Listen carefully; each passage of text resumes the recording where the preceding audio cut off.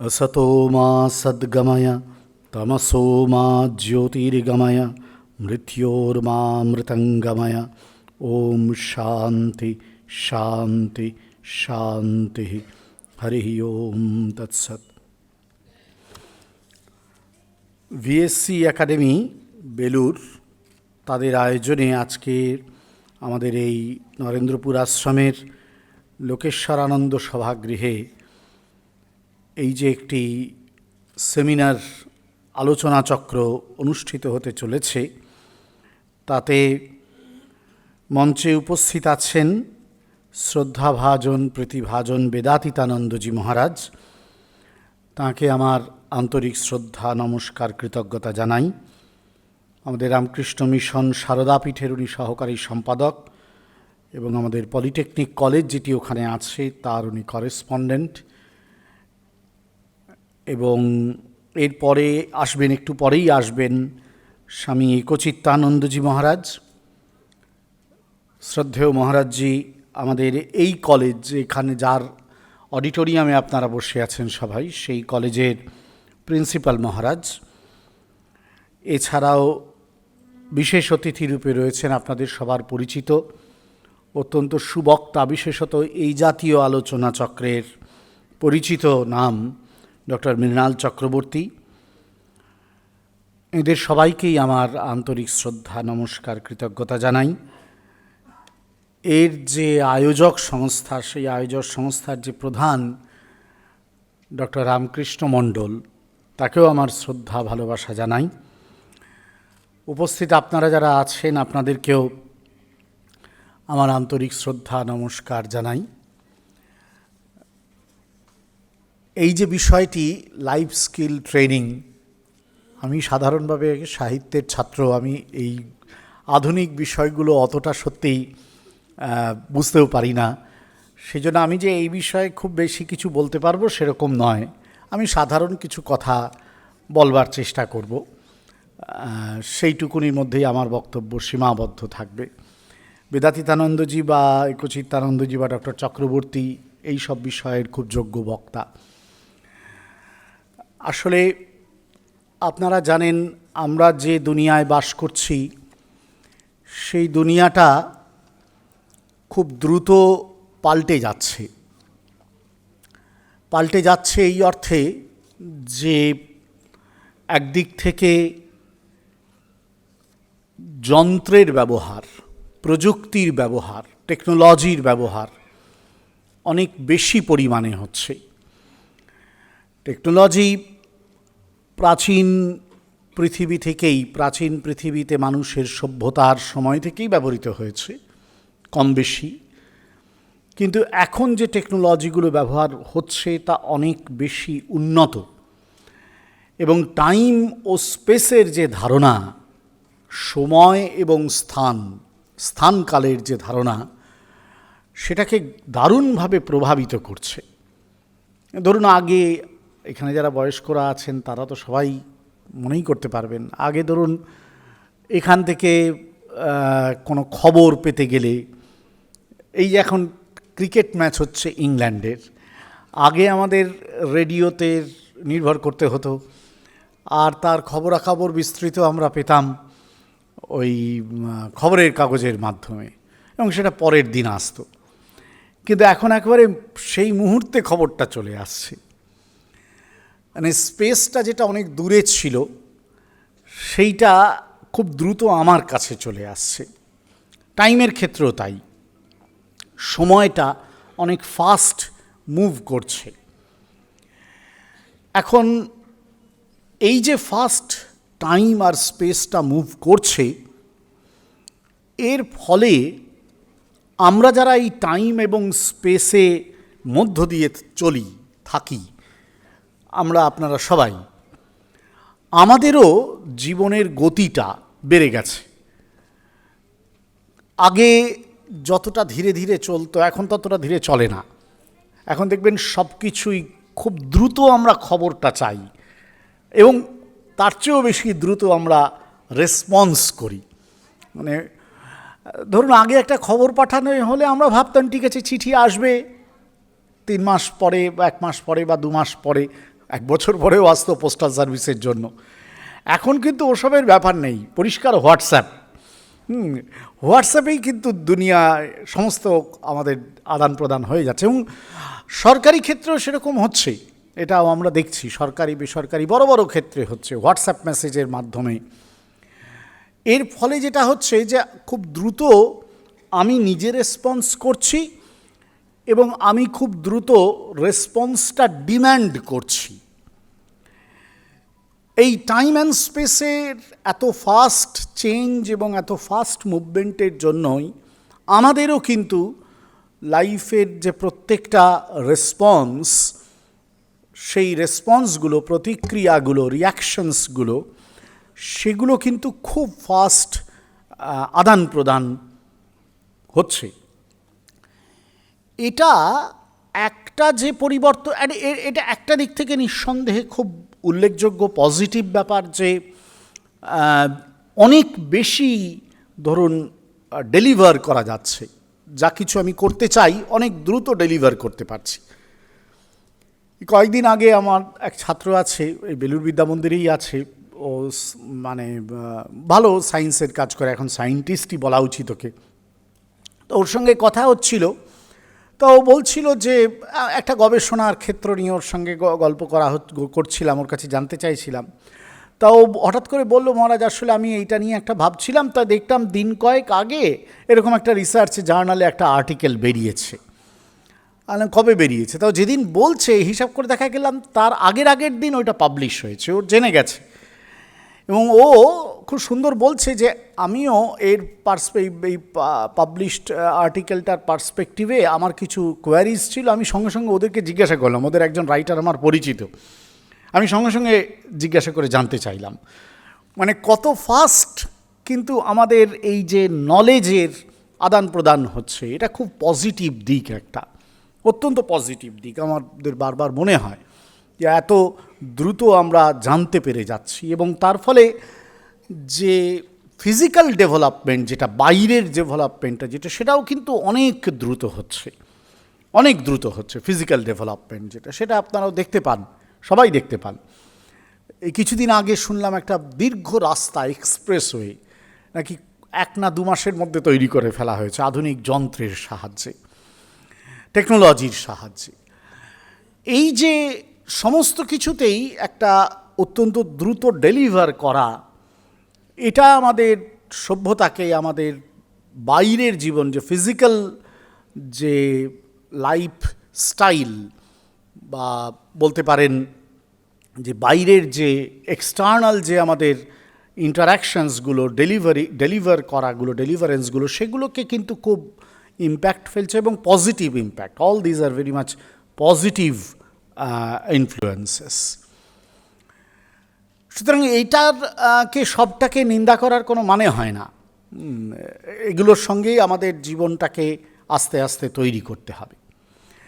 কিন্তু আমরা যখনই সভ্যতায় ধরুন এগিয়ে যাই, মানুষের জীবন যত এগিয়ে যায়, তখনই কিন্তু মানুষের জীবনের ভেতর থেকেই প্রশ্ন তো শুরু হয় যে যেভাবে আমি এগিয়ে যাচ্ছি তার সবটা ঠিক এগোচ্ছে তো?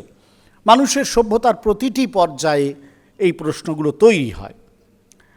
একজন ভদ্রলোক ছিলেন, ওর নাম সোশ্যাল সায়েন্টিস্ট, আমি জাস্ট নামটা ভুলে যাচ্ছি। উনি একটা কথা বলতেন যে একটা সোসাইটির, একটা গ্রুপ অফ পিপলের লাইফস্টাইলের মধ্যে সবসময় একটা ইনার ডাইনামিক্স কাজ করে, এবং সেই ইনার ডাইনামিক্সটা এমন কিছু কোয়ারিজ তুলে আনে যে কোয়ারিজগুলো আসলে ওই যে পার্টিকুলার সোশ্যাল লাইফ, সেই সোশ্যাল লাইফকে একটা ক্রিটিক্যাল অ্যাপ্রোচ থেকে দেখবার চেষ্টা করে।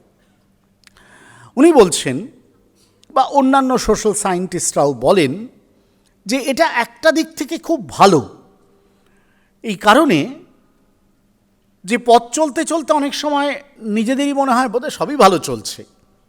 It's very dangerous.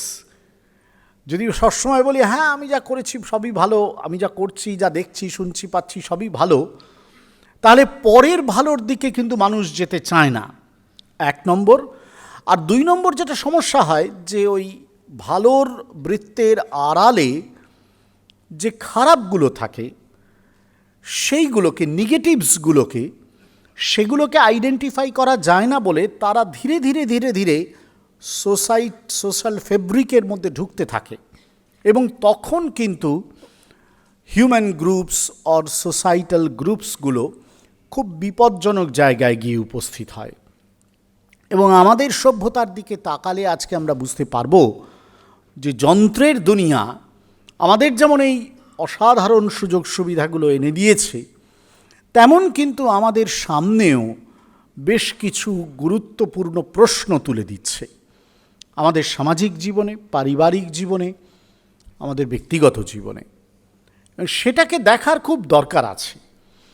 সেটাকে বিশেষত যে জেনারেশন এখন বড় হচ্ছে, ধরুন ফ্রম দ্য এজ 8-9 বছর থেকে মোটামুটি 30-32 বছরের মধ্যে যে জেনারেশন তৈরি হচ্ছে, তাদের কিন্তু এইটাকে এই যে স্ট্রাকচারটাকে, সোশ্যাল স্ট্রাকচারটাকে এইভাবে বোঝার খুব জরুরি দরকার আছে। না হলে বিপদ অন্যরকমভাবে আসবে। সেটা অন্য কি বুঝতে পারছেন? ভারতবর্ষের যে সমাজ, সেই সমাজের একটা বৈশিষ্ট্য ছিল। ইন্ডিয়ান ট্র্যাডিশনাল যে সোসাইটি, সে সোসাইটির একটা খুব পেরেনিয়াল ফিচার ছিল, চিরকালীন। সেটা এই যে সে প্রশ্ন করতে ভালোবাসে। ভারতীয় সমাজ সবসময় প্রশ্ন করতে ভালোবাসে। সে নিজেকে প্রশ্ন করে, অন্যকে প্রশ্ন করে। এটা কিন্তু আপনারা যদি ভারতবর্ষের প্রাচীন যে বৈদিক উপনিষদিক যে গ্রন্থগুলি রয়েছে, তার সম্বন্ধে যে আলোচনাগুলো রয়েছে, সেগুলো যদি দেখেন তাহলে বুঝতে পারবেন। অজস্র প্রশ্ন। ভগবদ্গীতার আপনারা নাম শুনেছেন। ভগবদ্গীতা আসলে প্রচুর প্রশ্নের উত্তর, সংশয়ের উত্তর।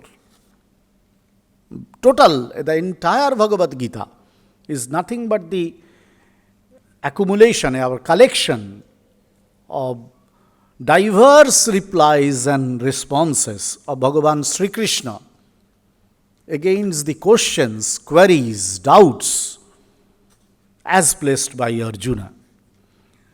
টোটাল ভগবদ গীতা। এবং এটা আমাদের ভারতবর্ষের একটা এটা একটা বৈশিষ্ট্য জীবন ভাবনার। ইন্টারেস্টিং যেটা এখানে, সেটা হচ্ছে এই যে প্রশ্নগুলো ভারতবর্ষ করেছে, সে প্রশ্নগুলো সে যখন তৈরি করত, ভারতবর্ষের সমাজ, ভারতের ব্যক্তি, ইন্ডিভিজুয়াল, তখন সেই প্রশ্নগুলো করত বাইরের পৃথিবীটাকে, অন্যকে শুধু নয়, নিজেকেও। এবং তার প্রত্যেকটা প্রশ্নের উত্তর পাওয়ার সময় বা প্রত্যেকটা সংশয়ের ব্যাকগ্রাউন্ডটাকে যদি ভালো করে অ্যানালিসিস করা যায়, তাহলে দেখা যাবে প্রত্যেকটা সংশয়ের পেছনে তার থাকতো এই বাইরের জীবন আর ভিতরের জীবন, এই দুয়ের মধ্যে সম্পর্কটা কি, সেটাকে বোঝার চেষ্টা। আমাদের যে দুটো জীবন আছে, সেটা অনেক সময় আমরা বুঝতে পারি না। উই হ্যাভ টু লাইফস, একটা এক্সটার্নাল, আউটার লাইফ। এই লাইফটায় দেখুন, আমার শরীর, আমার মন, আমার ইন্দ্রিয়, আমার পোশাক আশাক, পড়াশোনা, স্কুল কলেজ বিশ্ববিদ্যালয়ের পড়াশোনা, আমার চাকরি কাজকর্ম, ব্যবসা বাণিজ্য, আমার ব্যাংক ব্যালেন্স, আমার পরিবারকে নিয়ে জীবন কাটানো, পরিবার গড়ে তোলা, সামাজিক বিভিন্ন সম্পর্কের সঙ্গে জড়িত হওয়া, সামাজিক প্রতিষ্ঠান, রাষ্ট্রীয় প্রতিষ্ঠান, তার সঙ্গে যুক্ত হওয়া, এর interaction, all these things, these are the components, different types of components of our external life, outer life. এবং ইন ম্যাক্সিমাম এটা দেখা যায় যে আমরা এই এক্সটার্নাল লাইফ, এই আউটার লাইফ যেটা, সেটাকে নিয়ে সবচেয়ে বেশি মেতে থাকি বা গুরুত্ব দিই, সবচেয়ে বেশি গুরুত্ব আমরা তাতেই দেওয়ার চেষ্টা করি, এক্সটার্নাল লাইফটাকে। সেটাকে কতটা ভালো করা যায়, কতটা সেটাকে সুন্দর করা যায়, and that's very much required. Ramakrishnadev বা স্বামীজির তাদের আইডিয়ায় তারা বলেওছেন খালি পেটে ধর্ম হয় না। আমাদের একজন প্রাক্তন ছাত্র রামকৃষ্ণ মিশনের প্রবীণ এক চিকিৎসক, তার কাছে বারবার এই মজার কথাটা শুনতাম যে এরা দুজনেই বিশ্বাস করতেন খালি পেটে ধর্ম হয় না, কিন্তু কোনো জায়গায় বলেননি যে ভরা পেটে ধর্ম হয়, তার কারণ এরা জানতেন মানুষের পেট কখনো ভরে না। আমাদের এই যে কনসেপ্টটা, এটা খুব ইম্পর্ট্যান্ট কনসেপ্ট যে সত্যিই খালি পেটে তো ধর্ম হবে না, আমাদের এক্সটার্নাল লাইফটাকে ঠিক করতে হবে নিঃসন্দেহে। কিন্তু ওই যে রিভার্সটা বলছেন ওই প্রবীণ মানুষটি, যে খালি পেটে ধর্ম হয় না, এইটাকে যদি অ্যাড্রেস করা হয়, তার মানে এটা নয় যে ভরা পেটে ধর্ম হবে, এটাকেও অ্যাড্রেস করা গেল। মানে আমাদের পেট ভরবে না, আমাদের চাহিদার শেষ হবে না। এই যে চাহিদা, কনজিউমার সোসাইটি একটা, সে ভোগ করতে চায় সব সময়, এবং সবসময় লেভেল অফ কনজামশনটাকে সে শুধু বাড়াচ্ছে না, সে চেঞ্জ করছে। এটা কিন্তু আমাদের এক্সটার্নাল লাইফটাকে দারুণভাবে কন্ট্রোল করছে। এক্সট্রিমলি একটা টাফ কন্ট্রোলিংয়ের মধ্য দিয়ে আমরা যাচ্ছি আজকের দুনিয়ায়। বিশেষত সায়েন্স অ্যান্ড টেকনোলজির যত ডেভেলপমেন্ট হয়েছে, ততই কিন্তু এই ঘটনা ঘটেছে। কিন্তু আমাদের ওই যে আরেকটা লাইফ আছে, সেটা হচ্ছে ইনার লাইফ। ইনার লাইফ, আমাদের ভিতরের জীবন, অন্তরঙ্গ জীবন, সেটা আমার ভেতরে লুকিয়ে আছে। তার খবরটা সবসময় আমাদের নেওয়া হয় না, একেবারে নেওয়া হয় না এটাও কিন্তু ঠিক নয়। দুঃখের মুহূর্তে বিশেষত আমরা অনেক সময় এই আমাদের ইনার লাইফের মুখোমুখি এসে দাঁড়াই। আনন্দের মুহূর্তে, প্রাপ্তির মুহূর্তে আমাদের ইনার লাইফের সঙ্গে যোগ থাকে না। তার কারণ আমাদের প্রাপ্তিটা, আমাদের আনন্দটা, সাধারণত আমরা যে আনন্দটাকে চাই, সেটা কিন্তু সবসময় এই এক্সটার্নাল ওয়ার্ল্ড থেকে, এবং এক্সটার্নাল লাইফের সঙ্গে তার একটা কানেক্টস, মানে খুব স্ট্রং কানেক্টস রয়েছে। কিন্তু ইনার লাইফ যেটা, সে কিন্তু খুব ইম্পর্ট্যান্ট রোল প্লে করে তখন যখন আমাদের এই প্রাপ্তিটা আঘাতপ্রাপ্ত হয়। আমরা কিছু একটা চাইছি কিন্তু পেলাম না, তখন যে আমার কাছে শকটা এলো, যে প্রবলেমসটা এলো, যে ডিফিকাল্টিজ আমি ফেস করলাম, সেইটা কিন্তু আমাকে হঠাৎ করেই আমার ইনার লাইফের সামনে দাঁড় করিয়ে দেয়। দেখবেন আমাদের এই ঘটনা খুব ঘটে। খুব বড় ধরনের শক যখন পাই আমরা, তখন মনে হয় কি হলো। যারা ঈশ্বর বিশ্বাস করেন তারা বলেন, ভগবান তুমি আমাকে কেন এই দুঃখ দিলে, ভগবানের ওপর একটা রেসপন্সিবিলিটি দিয়ে তারা মুক্ত হতে চান। আর যারা ঈশ্বরে বিশ্বাস করেন না, তারা নিজেদের মধ্যে হতাশা বোধ করেন এবং চারিদিককে বলতে থাকেন, ওর জন্য হলো, এর জন্য হলো, তার জন্য হলো। দিস থিংস গন। সেই সময়ে আমাদের কিন্তু একটা এই ইনার লাইফ থেকে একটা রেসপন্স পাওয়ার দরকার আছে, একটা রেসপন্স পাওয়ার দরকার আছে। সেটা না পেলে অনেক সময় জীবন বিপন্ন হয়ে ওঠে। এই যে আজকে দিনে আপনারা দেখছেন বিপুল পরিমাণে আত্মহননের প্রচেষ্টা, বিপুল পরিমাণে এই যে একটা মনোজগতের বিচ্যুতি, মানসিক বিচ্যুতি বা মানসিক সমস্যার ক্ষেত্র, এর পেছনে অধিকাংশ ক্ষেত্রে কাজ করছে আমার ইনার লাইফ থেকে। ইনার লাইফের সামনে যখন এসে আমি দাঁড়াচ্ছি, তার থেকে আমি কোনো একটা positive response, farm response, clear cut response পাচ্ছি না। আমার ইনার লাইফটাকে তৈরির দিকে আমি নজর দিইনি, আউটার লাইফটাকে তৈরির দিকে নজর দিয়েছি। It's a good dress, it's a good house, it's a good car, it's a good package. কিন্তু যখন আমার কোনো একটা শকিং এরিয়া, শক যখন আসছে, তখন আমার ইনার লাইফটাকে, আমার নিজের ভেতরের জীবনটাকে আমি খুব স্ট্রংলি তৈরি করিনি। সেই কারণে আমি এর রেসপন্সটা দিতে পারছি না।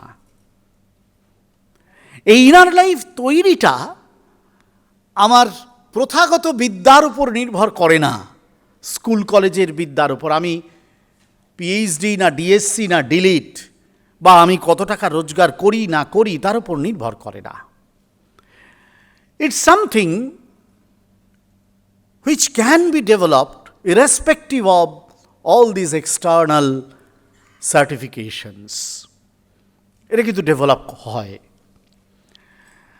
আমি জানি না এর আগের বার যখন গোল পার্কে আলোচনা হয়েছিল, আমি ঘটনা আপনাদের বলেছিলেন কিনা। আমার একটা অদ্ভুত অভিজ্ঞতা আছে, সেই ঘটনাটি আপনাদের সঙ্গে শেয়ার করতে পারি। যে ইনার লাইফ যদি কারোর তৈরি হয়, তাহলে ভয়ানক দুঃখের অন্ধকার রাত্রেও একজন মানুষ কেমন করে নিজের জীবনে আলোর ঠিকানা খুঁজতে পারে। আই হ্যাভ সিন ইট। একটা বিখ্যাত ঘটনা, এটা আমি অনেক জায়গায় বলেছি। সালটা আমার মনে হচ্ছে 2011-12 হবে। আমি তখন বেলুড় বিদ্যামন্দিরে আছি, বেলুড় বিদ্যামন্দির কলেজে, সারদাপীঠে। আমাদের একটি ছাত্র জগদ্ধাত্রী পূজার দিন, ওখানে জগদ্ধাত্রী পূজা হয়, ওটা ওই আশ্রমের বার্ষিক উৎসব। খুব সবাই আনন্দে মেতে থাকে, ছাত্র শিক্ষক সবাই, মহারাজরা। তা রাত্রিবেলা আমাদের কাছে খবর এলো যে একটি হস্টেলের ছাত্র, এই কলেজটা রেসিডেন্সিয়াল কলেজ, হস্টেলের ছাত্র খুব অসুস্থ হয়ে পড়েছে। কি অসুস্থ হয়েছে বলছে, বোঝা যাচ্ছে না কি হয়েছে, মুখে অনেকগুলো ফোড়া মতন হয়েছে। তা যাই হোক, ডাক্তার, আমাদের একজন ডাক্তার মহারাজ ছিলেন, তাকে দেখানো হলো। তিনি বললেন, এটা সাধারণ ফোড়া নয়, এক্ষুনি তোমরা হসপিটালে নিয়ে যাও। তো আমরা সেবা প্রতিষ্ঠানে নিয়ে গেলাম। তো যাই হোক, ওরা ডিটেক্ট করলেন, বলে এটা এখানে সারানো অসুবিধা। তখন বেলভিউতে স্থানান্তরিত করা হলো 2 দিন পরে। এটা খুব দুরারোগ্য ব্যাধি, খুব কম জনের হয়, কিন্তু হাই মর্টালিটি রেট। ছেলেটি এসেছিল উত্তর 24 পরগনার দ্বীপাঞ্চল থেকে। ওর বাবা ছিলেন জেলে, নিজের নৌকা ছিল না, অন্যের নৌকায় মাছ ধরতেন। খুবই দরিদ্র পরিবার, প্রতিষ্ঠানে পড়তো, স্কলারশিপ পেয়ে, একটি ছেলে বাবার, খুবই দরিদ্র পরিবার। তা যাই হোক, বাবা মায়ের সামর্থ্য ছিল না যে ওই বেলভিউ নার্সিংহোমের মতন ওরকম অত খরচ সাপেক্ষ জায়গায় চিকিৎসা করানোর। তো যাই হোক, প্রতিষ্ঠান, রামকৃষ্ণ মিশনের মতন প্রতিষ্ঠান, আরও অনেক শুভানুদ্দায়ীরা এগিয়ে এলেন। ডাক্তাররা বলেছিলেন যে আপনারা 12-14 লক্ষ টাকা জোগাড় করে রাখবেন, যদি সেরে ওঠে সেটা তো লাগবেই, আরও বেশি লাগতে পারে, কিন্তু ওটা জোগাড় করে রাখবেনই। সত্যি প্রচুর খরচ হতে লাগলো, প্রচুর দামি দামি ইঞ্জেকশন দেওয়া শুরু হলো। উঠে এলো প্রায় 9-9.5 লক্ষ টাকা তখন উঠে এসেছিল আমাদের। কিন্তু আমাদের সমস্ত চেষ্টা, ডাক্তারদের সমস্ত চেষ্টাকে ব্যর্থ করে 22 দিন পরে ছেলেটি হার মানল, মারা গেল সে। আমরা সবাই খুব দুঃখিত। আর বাবা মার কথা তো বুঝতেই পারছেন, একমাত্র ছেলে, ওই দরিদ্র পরিবারের, খুব ভালো ছাত্র ছিল, খুবই ভালো ছাত্র ছিল। তাকে দেখেই বাবা মা স্বপ্ন দেখেছিলেন। তো যাই হোক, আমার মনে আছে যে আমরা হসপিটালে বিল জমা দিতে গেলাম। তা হসপিটাল কর্তৃপক্ষ বিল করলেন 7.5 লাখ টাকার। তা আমাদের কাছে টাকা ছিল, অলরেডি প্রায় 3.5 লাখ টাকা পেমেন্ট করা ছিল, আর টাকা ছিল, আমরা সে টাকা দিতে গেলাম। তখনই একজন ডাক্তারবাবু নেমে এলেন, এসে বললেন যে দাঁড়ান, এখন টাকা দেবেন না। তারপর নিজে ভেতরে গেলেন। তারপর ওদের যিনি খুব একজন উচ্চ আধিকারিক তিনি বেরিয়ে এলেন, আমি নাম ভুলে গিয়েছি, ডাক্তারবাবু রইলেন। তো ওরা বললেন যে মহারাজ আর 1 লাখ টাকা আপনারা দিন, আর বাকি টাকা দিতে হবে না। তা আমরা বললাম না না, টাকা আছে, কোনো অসুবিধা নেই, আপনারা এত চেষ্টা করেছেন।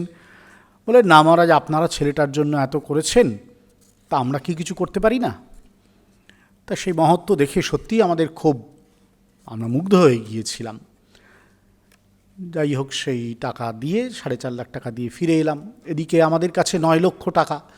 তখন আমরা ঠিক করা হলো কলেজ থেকে যে এই যে বাকি প্রায় আর একটু 9 লক্ষর একটু বেশি, কাছাকাছি 5.5 লাখ টাকা ছিল, সেই টাকা আমরা ওর বাবা মার নামে ফিক্সড ডিপোজিট করে দেবো, যাতে বৃদ্ধ বয়সে ওর বাবা মার কিছুটা অন্তত সহায়তা হয়। তাই সব শ্রাদ্ধ শান্তি মিটে গেলে ওর বাবা মাকে আমরা খবর দিলাম যে একটু যদি একদিন আসেন। তা ওনারা এলেন, খুবই দুঃখে কাতর, কান্নাকাটি করছেন। স্বভাবতই আমাদেরও কষ্ট লাগছে। তা আমরা আমাদের পরিকল্পনার কথা জানালাম, বললাম যে এই টাকাটা আমরা চেক তৈরি করেছি, আপনি বলুন কোন নামে দেব, বা আপনার ব্যাঙ্ক অ্যাকাউন্ট বলে ব্যাঙ্ক অ্যাকাউন্টে, তখন ব্যাঙ্ক অ্যাকাউন্ট ট্রান্সফারটা একটু কম হতো, চেকেই দেওয়া হতো। আমরা চেকটা রেডি করে রেখেছিলাম, শুধু নামটা লিখব। তা সব শুনলেন ওর বাবা মা। ওর মা সই করতে পারতেন না, টিপ ছাপ দিতেন। ওর বাবা ক্লাস 4 অবধি পড়েছিলেন, সই করতে পারতেন, যথেষ্ট বয়স হয়ে গেছে তখন। হঠাৎ করে ওর বাবা মা দুজনেই নিজেদের মধ্যে কি একটু গুনগুন করে কথা বললেন। তারপর আমাদেরকে বললেন যে দেখুন, আপনারা এই টাকা দিতে চাইছেন, আমরা এতটা নেব না, এই টাকাটা আমরা নেব না। আমরা বললাম কেন? বললেন আসলে আমার ছেলে চলে গেছে, তাকে তো ফেরত পাবো না, সে আমাদের দুঃখ সারা জীবনই থাকবে। কিন্তু এ টাকা যদি আপনাদের কাছে থাকে, তাহলে এই টাকার ওই ফিক্সড ডিপোজিট থেকে যে অর্থ আসবে, সেটা দিয়ে আরও কত গরিব ছেলের আপনারা চিকিৎসার খরচ জোগাতে পারবেন।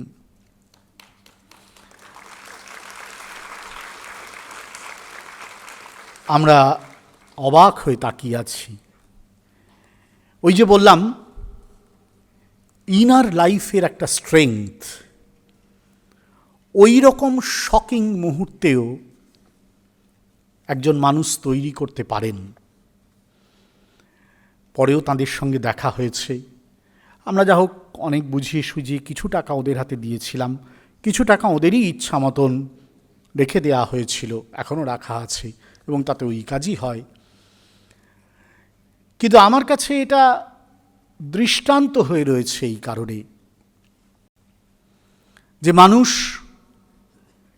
নিজের ভেতরের জীবনটাকে যদি শক্তপোক্ত করে তৈরি করতে পারে, তাহলে জীবনে যখন এই রকম সংকটগুলো আসবে, তখন তার খুব পজিটিভ, স্ট্রং এবং ক্লিয়ার রেসপন্সগুলো সে দিতে পারে, যা কিনা সোসাইটিকে কন্ট্রিবিউট করে।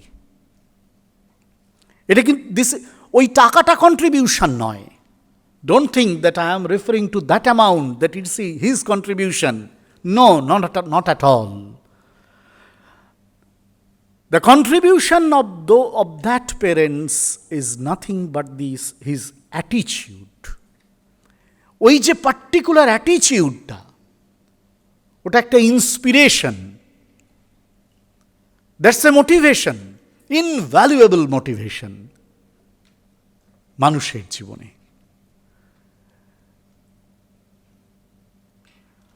অনেক দিন পরে আমি ওখানে একবার গিয়েছি, ওনাদের সঙ্গে দেখা হয়েছে। ভালো আছেন? কথাবার্তা হলো, হ্যাঁ ভালো আছি। ওই গ্রামেরই একজন মানুষ, তিনি বলছেন যে মহারাজ, এরকম পুত্রশোক কাটিয়ে উঠে ওরা এখন প্রচুর নিজেরা কাজ করে যাচ্ছেন, আর আমাদেরও অনেক সেবা কাজে যুক্ত হয়েছেন। আমি বললাম এটা তো স্বাভাবিক, ওনারা সেদিন যা বলেছিলেন তার এটা ফল। তখন ওর বাবা, এখন আরও বয়স হয়ে গেছে, আমাকে কারেকশন করে দিচ্ছেন বলছে না মহারাজ, ওরা জানে না, আমরা আগের থেকেই আমাদের ছেলেকেও এটা শেখাতাম। আমাদের টাকা কম থাকতে পারে, কিন্তু আমরা যদি দুমুঠো অন্ন জোগাড় করতে পারি আর কোনো ক্ষুধার্ত যদি আসে, তাহলে আমরা যেন সেটাই ভাগ করে নিতে পারি, এটাই ছেলেকে শেখাতাম। এই একটা স্ট্রেংথ ওরা তৈরি করতে পেরেছেন। আজকের দিনে এইটাই বোধহয় আমাদের একটা খুব গুরুত্বপূর্ণ জায়গা, যে ইনার লাইফটাকে আমাদের তৈরি করতে হবে। সে তৈরি করার পথ অনেক, কৌশল প্রচুর। আমি বেশি সময় নষ্ট করব না, সেগুলো বলার জন্যই উপযুক্ত বক্তারা রয়েছেন। আমার শুধু এইটাই মনে হয় বারবার, যে এই ভেতরের জীবন যদি তৈরি না হয়, তাহলে বাইরের জীবনকে ধরে রাখা যাবে না। এটুকুনি নিবেদন। ধন্যবাদ, নমস্কার।